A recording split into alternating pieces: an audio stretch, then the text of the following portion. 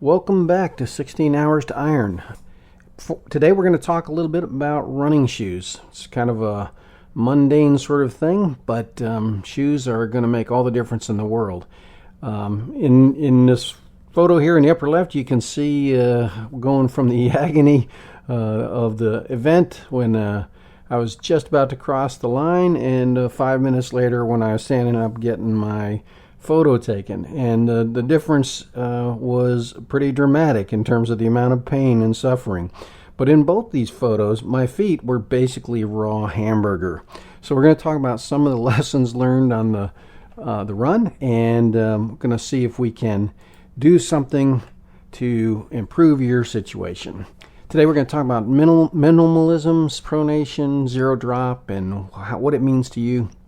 Then we're going to take a look at a couple of different shoes and just give you some idea of what they're talking about and how you should go about thinking about your own purchases. Okay, so let's start with minimalism. There's a big trend out there. One of the themes of this video is that you have to find what's right for you. Everyone's different, and of course, and that's why they make all these different shoes, and they convince you that they're the best. Okay, the minimalism approach sort of works on the theory that human beings have been walking around on their feet for the last 20 million years, or however long, and we're pretty good at it, so why try and improve it? So the shoes tend to be lighter. They have little or no cushioning. There's all sorts of them out here. You know, you can go out and search the internet and find whatever you want. Minimalism and zero drop are kind of close cousins, but they are different. We'll talk about that in just a moment. The second topic we're going to talk about is pronation or overpronation. That is, folks who have a tendency for their arch to collapse a little bit during running, and what does it mean to their leg structure, and how, what issues does it cause? And so we'll talk about that. But once again, you can go out and you can find all sorts of specific shoes designed to address overpronation. There's inserts, etc., and we'll talk a little bit about those in a minute. And the last topic we're going to talk about is zero drop shoes. These are very popular now. A lot of minimalist runners kind of lean toward these because the zero drop shoes are more minimalistic in nature. I think, technically they're probably different classifications of shoes, but most of the zero drop brands, one of the things that they talk about is how much lighter they are, and they have less of a wedge in their shoes, so that they're thinner, and it's much more like a minimalistic shoe. So what does all this mean for you? So let's take a look let's start with the overpronation in a minute. The minimalism is really just having the least amount of everything. It's the lightest shoe, the least amount of padding, the least amount of everything, right? So we're going to focus on the latter two a little here. The pronation problem and the consideration of using zero drop shoes. I am not a doctor, okay? I didn't even stay in a Holiday Inn Express last night. So everything I'm about to tell you here is sort of a culmination of my own reading. Obviously, you need to do your own research, but in simple terms, this is how I understand it from all my conversations. All right, so let's take a look over here at the left image here. You can see this fancy set of hips that I've got, and the legs with a knee joint, and a foot with a relatively high arch represented by this wedge. As you're running and your foot impacts the ground, if the arch maintains its position so that when your foot hits the ground, the apex here of your foot, where your ankle connects in, is basically stable. The result tends to be that your leg runs in plane, and you can see that the lower leg coming up to the knee is more or less straight. The kneecap into the hip is straight. Overpronation is along the lines here of this right diagram, where you can see that as the foot hits the ground, it's normally a high arch like the guy on the left side there, but the impact and the weight tends to compress the arch a little bit, and it typically will sort of buckle in a little bit. And in that case, you'll see a little bit of a rotation of the ankle here, which will transmit itself up as a rotation in the knee area, and even perhaps a little bit in the hip area. When I run, I have a little bit of overpronation, and what I find is the IT band, and I don't remember honestly what the IT stands for, but the IT band tends to stretch on the outside here, and once I get to about 5-6 miles, this starts to cause me a little bit of pain and discomfort. And I have on occasion pushed myself too far trying to do the old mind over matter, and actually resulted in sort of a soft tissue injury here on the knee that would take me out of training for sometimes weeks at a time. So this is a pretty important topic that you need to pay attention to as you're developing your run. Now the second thing we're going to talk about, it's the third topic, but the second point of emphasis is, here's my fabulous stick guy again, the benefits of zero drop. There's a whole advertising scheme and a whole philosophical group out there that says, zero drop is so much better. Zero drop, kind of like minimalism, works on the theory that, in simple terms, that human beings have been walking around for years and years, and we don't need wedged shoes. We don't need shoes with a heel cushion in them, and that the heel cushion results in a heel strike instead of landing on the balls of your feet and having your foot absorb the impact, that you're hitting the heel and sending a shock wave up through the leg, through all the joints and then through the legs, etc. Okay, take this with a grain of salt. I'm not saying that they're wrong. I'm saying I think it's baloney.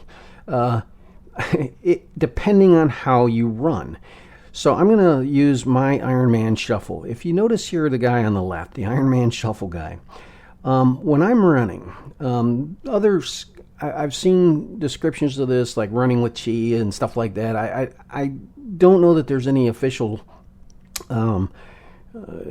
definition of this style of running, but when I'm running, my stride tends to be, my forward-moving leg tends to come just very slightly forward of my hips, and then it touches down the ground, and as my foot is touching down, my toe tends to sort of reach for the ground, if you will, and so I almost always run, and I'm always hitting the balls of my feet, because my legs are either slightly forward or almost right underneath my body, okay? And then the distance that I travel has to do with the stride back as I push off from that position and push back. That's my forward motion. Now, this Ironman shuffle is not as productive in terms of distance and speed as running at a higher pace. But one of the things that typically goes along with this style of running, where your foot impacts right underneath your body or very slightly in front of your body, is that your foot tends to hit more or less with your balls of your feet and your toes a little first. So having a little bit of a wedge in your shoe doesn't result in a heel strike.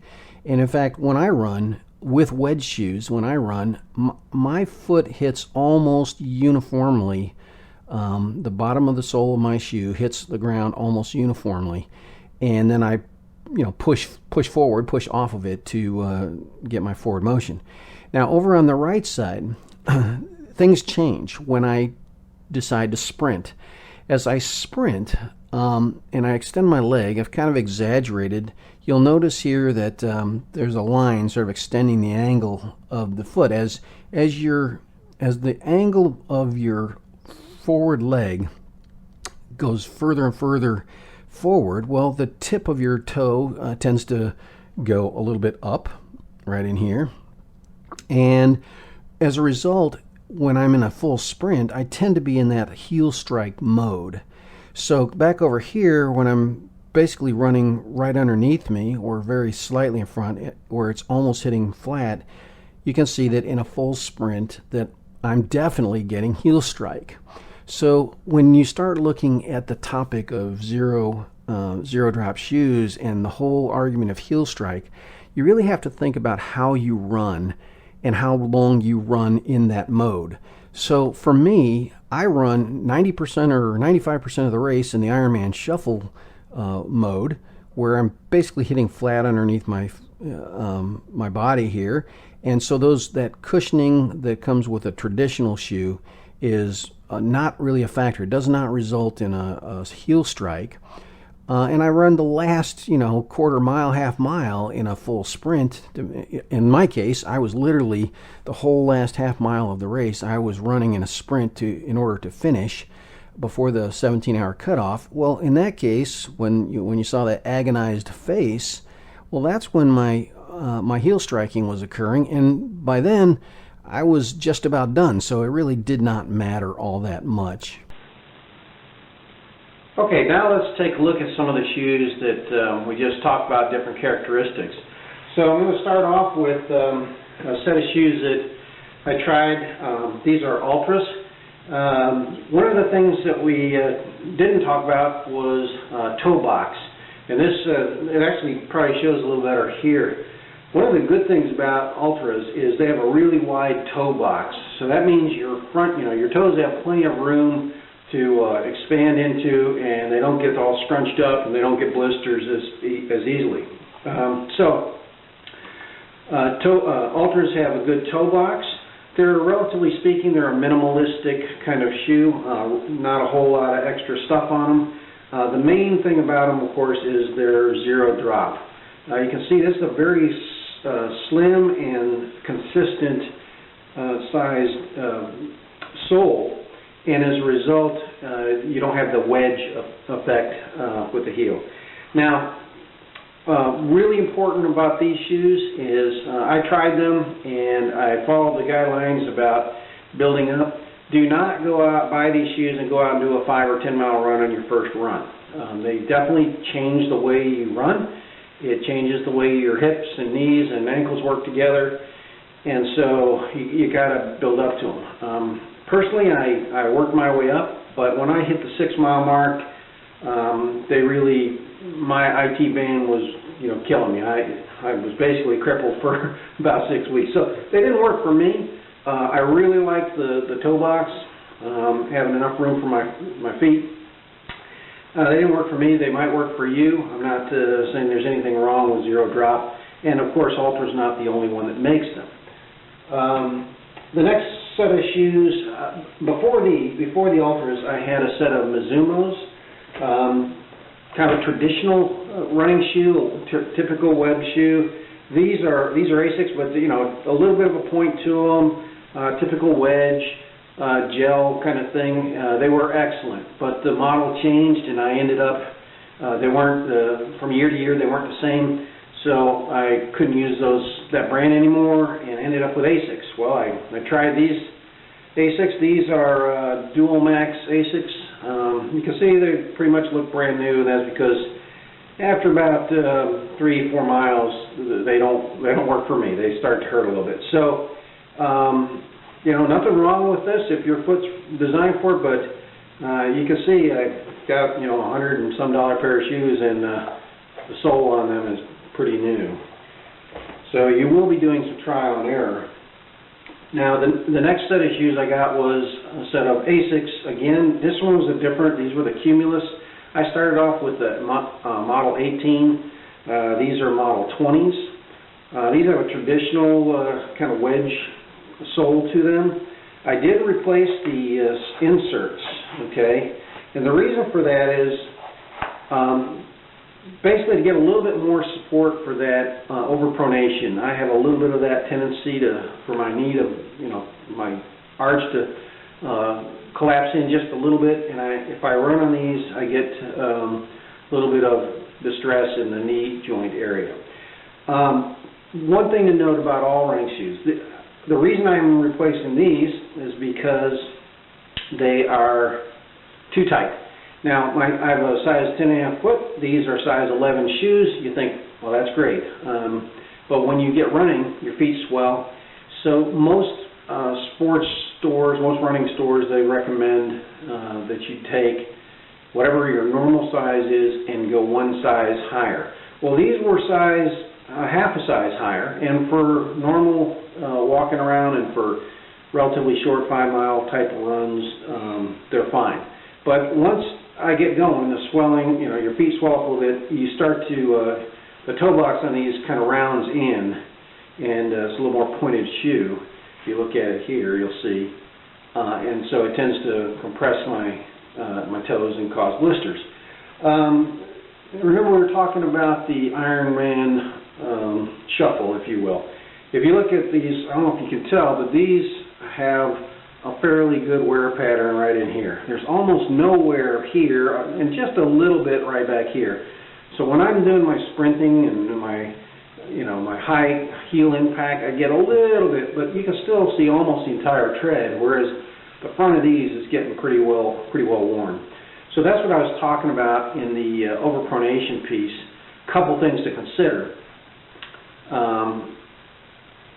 It's like, first of all, do you have the right insert? Just because you buy the shoe doesn't mean it's the right insert. This particular brand of insert is the Specialized Body Geometry. Gives a little bit more support in that arch to hold it up. And then with respect to the zero drop and the heel strike discussion, you can see with that Ironman shuffle here, most of my impact is here on the front anyway, even though these are a traditional wedge shoe. The last shoe I'm going to talk about today is the ones I bought today. The reason that I went out, these guys here, my Asics, they're great for 5-6 miles, but I'm starting to push out beyond that. And I went to the store, and one of the things you want to look for in a running shoe store is, do they have the foot analyzer? You can stand on it, it will look at your arches. It actually has 4 posts on it, and it will take a picture basically of your feet, your ankles, and everything, and it gives you some feedback. Pretty interesting operation. The other thing to think about is see if you can find a shoe store that has a treadmill in it. We went to Fleet Feet over in the Woodlands today, and I was able to put on the different shoes and actually go run instead of just walking around and pretending like you're running. Got up on the treadmill and ran for a little bit and see how they fit. Now, we looked at 3 pairs, and the 2 that we looked at Asics, we looked at Mizuma, and we looked at the Hokas.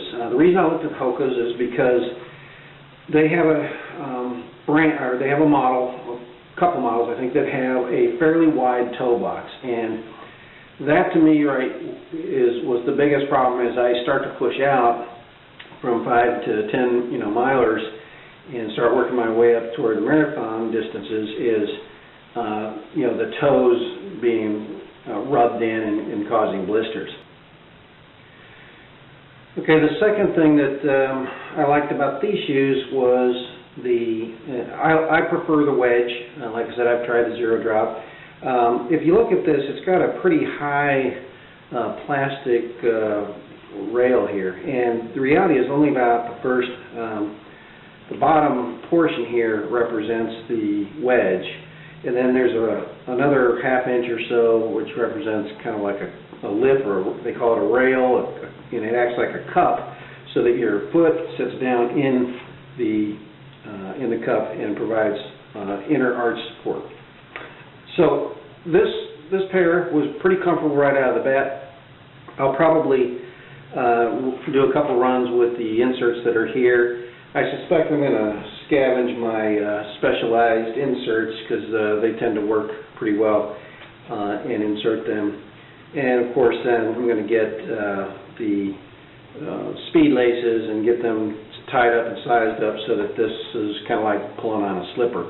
So I haven't run with these. I look forward to it. The other ones I tested today, the Mizumas, were that particular model had a little bit wider toe box, very good, very comfortable when I was running on the treadmill. It's really hard to tell the difference. This one was just a slightly bit more comfortable. So, bottom line is there's no one specific shoe that's going to work for you. There's probably several options. Definitely you want to look at customizing them, so to speak, with your inserts and with your quick laces, and make them optimal where you can slide them on. They're comfortable but not tight when you start your run, and there's no, make sure they're a size, go with a size larger to start with, so that your feet won't get jammed up and crammed up and don't get a lot of blisters.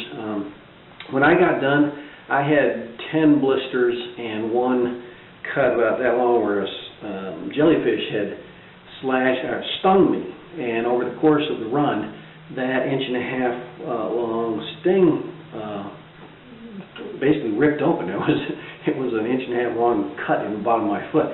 So if I had taken pictures at the end of the day, it was pretty gruesome. And so anything that you can do to minimize the stress on your feet, minimize blistering, minimize the torquing on your knees, which will affect both your ankles and your hips as well. Anything that you can do to make that a more comfortable run, the better. So, zero drop wedge shoe, toe box, inserts for overpronation. You'll have to experiment with it. Good luck.